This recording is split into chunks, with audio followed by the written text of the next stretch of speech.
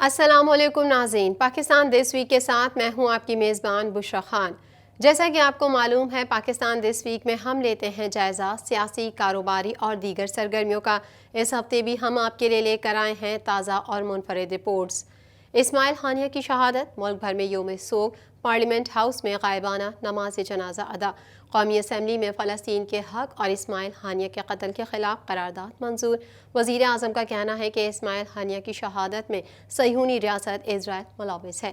مزید جانتے ہیں اس رپورٹ میں۔ قومی اسمبلی میں فلسطین کے حق اور حماس کے سربراہ اسماعیل ہانیہ کے قتل کے خلاف قرارداد منظور کر لی گئی۔ وزیر اعظم شہباز شریف نے کہا ہے کہ حماس کے سابق سربراہ اسماعیل ہانیہ کی شہادت میں صہیونی ریاست اسرائیل ملوث ہے اور پاکستان اس دہشت گردی کے واقعے کی مذمت کرتا ہے۔ حماس کے سربراہ اسماعیل ہانیہ شہید کو خراج عقیدت پیش کرنے کے لیے ملک بھر میں یوم سوگ منایا جا رہا ہے۔ پارلیمنٹ ہاؤس اسلام آباد میں اسماعیل ہانیہ کی غائبانہ نماز جنازہ ادا کی گئی، جس میں وزیر اعظم شہباز شریف، اتحادی جماعتوں کے قائدین، اپوزیشن رہنما شریک ہوئے۔ اس موقع پر اسماعیل ہانیہ کی مغفرت کی دعا کی گئی۔ علاوہ ازیں لاہور اور کراچی سمیت مختلف دیگر شہروں میں بھی اسماعیل ہانیہ کی غائبانہ نماز جنازہ ادا کی گئی۔ اسپیکر ایاز صادق کی زیر صدارت قومی اسمبلی کا اجلاس شروع ہوا۔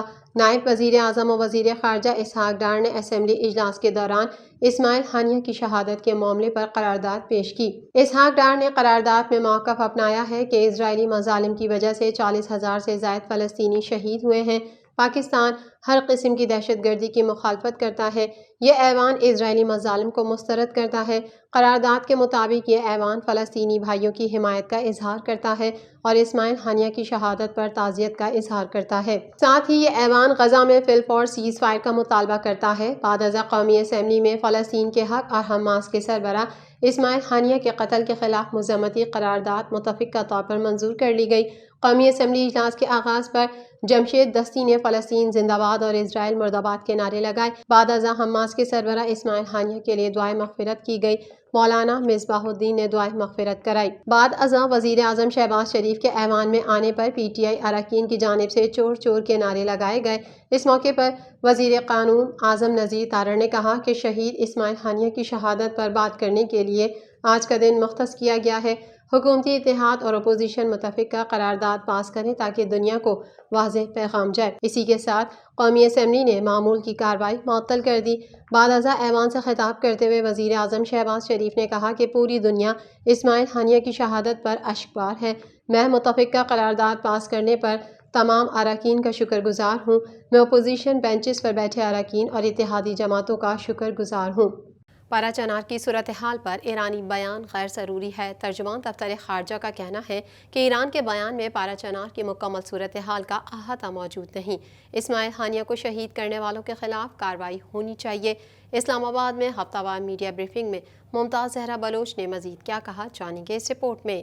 ترجمان دفتر خارجہ ممتاز زہرا بلوچ نے کہا ہے کہ پارا چنار پر ایرانی بیان غیر ضروری ہے۔ ممتاز زہرا بلوچ نے ہفتہ وار پریس بریفنگ میں کہا، حماس کے سیاسی بیورو کے سربراہ اسماعیل ہانیہ کا قتل اسرائیلی جرحیت ہے۔ ہم اس کی مذمت کرتے ہیں اور اسماعیل ہانیہ کے اہل خانہ سے تعزیت کرتے ہیں۔ اسماعیل ہانیہ کو شہید کرنے والوں کے خلاف کارروائی ہونی چاہیے۔ اسرائیل کے نئے ایڈونچرزم سے جنگ کو تقویت ملے گی۔ ترجمان دفتر خارجہ کا کہنا تھا کہ نائب وزیر اعظم اسحاق ڈار نے ایران کا دورہ کیا، جہاں ایرانی صدر مسعود پزیشکیان کی تقریب حلف برداری میں شرکت کی اور ایرانی قیادت کو تہنیتی پیغامات بھی پیش کیے۔ Deputy Prime Minister and Foreign Minister Senator Mohammad Ishaq Dar visited Tehran on Tuesday to represent Pakistan at the investiture ceremony of President of Iran, Dr. Masoud Pezeshkian. انہوں نے کہا کہ پاکستان اسرائیل کے علاقے میں جوہریت اور لبنان پر حملے کی شدید مذمت کرتا ہے۔ یہ عالمی قوانین، اقوام متحدہ اور لبنان کی سالمیت و خود مختاری کی کھلی خلاف ورزی ہے۔ اسرائیل کی خطرناک جوہریت سے خطے کا امن خطرے میں ہے۔ ترجمان دفتر خارجہ نے کہا کہ اقوام متحدہ کی سلامتی کونسل کی رپورٹس آئی ہیں جن سے ہماری بات کی تصدیق ہوئی، جو ہم عرصے سے کہہ رہے ہیں۔ ٹی ٹی پی کو افغانستان کے اندر سے سپورٹ ملتی ہے۔ اس کے نئے لوگوں کی افغانستان میں تربیت ہو رہی ہے۔ افغانستان پر زور دیتے ہیں کہ دہشت گرد گروپس کے خلاف کارروائی کرے۔ کرم پارا چنار میں ہلاکتوں سے متعلق ایرانی بیان کے حوالے سے ترجمان دفتر خارجہ نے کہا کہ کسی بھی انسان کا قتل ناقابل برداشت ہے۔ پاکستان اپنے شہریوں کے تحفظ کو یقینی بنانے کے حوالے سے ذمہ دار ہے۔ پارا چنار پر ایرانی بیان غیر ضروری ہے جس میں پارا چنار کی مکمل صورتحال کا احاطہ موجود نہیں۔ وزارت داخلہ اس حوالے سے کام کر رہی ہے۔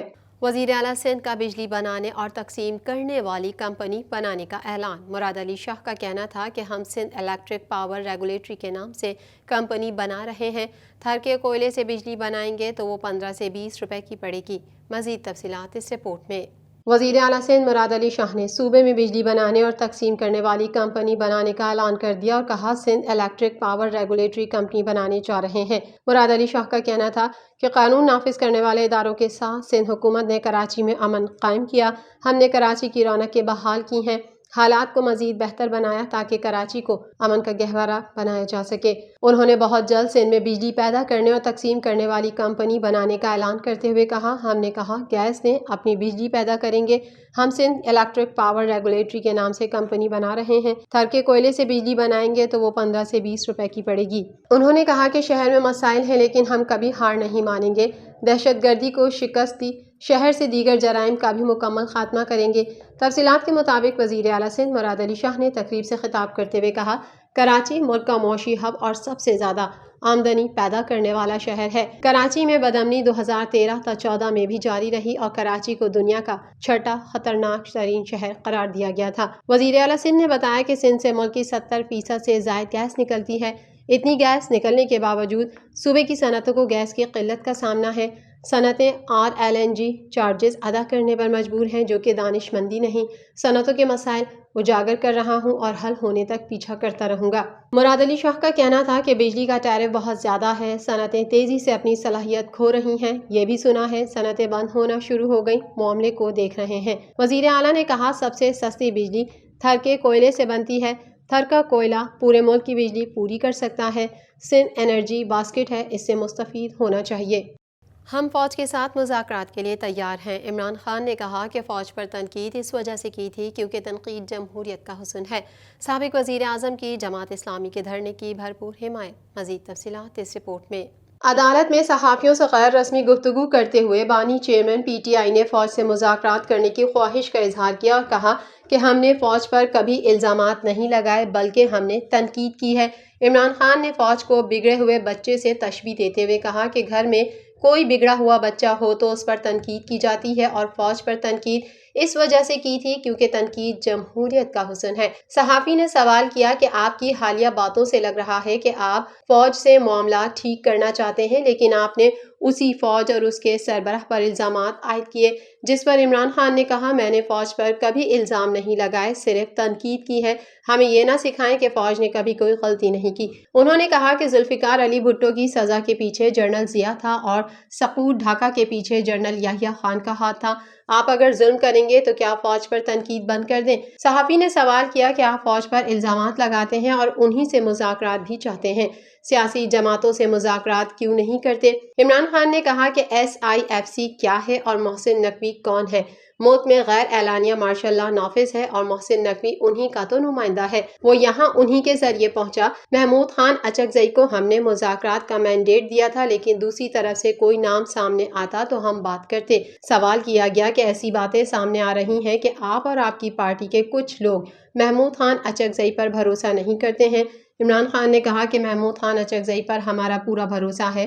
صحافی نے سوال کیا آپ کہتے ہیں کہ محسن نقوی ان کا نمائندہ ہے، اگر ادھر سے محسن نقوی کو مذاکرات کا اختیار دیا جائے تو آپ مذاکرات کریں گے؟ انہوں نے کہا کہ محسن نقوی سے کبھی بات نہیں کروں گا، اس نے IG پنجاب سے مل کر ہمارے لوگوں پر ظلم کیا، یہ ذل شاہ کی موت کے ذمہ دار ہیں، یہ بیرون ملک کہیں نہیں جا سکے گا، باہر ممالک میں تشدد سے نفرت کی جاتی ہے۔ خبروں کے سلسلے کو مزید آگے بڑھائیں گے مگر یہاں وقت ہوا ہے ایک بریک کا۔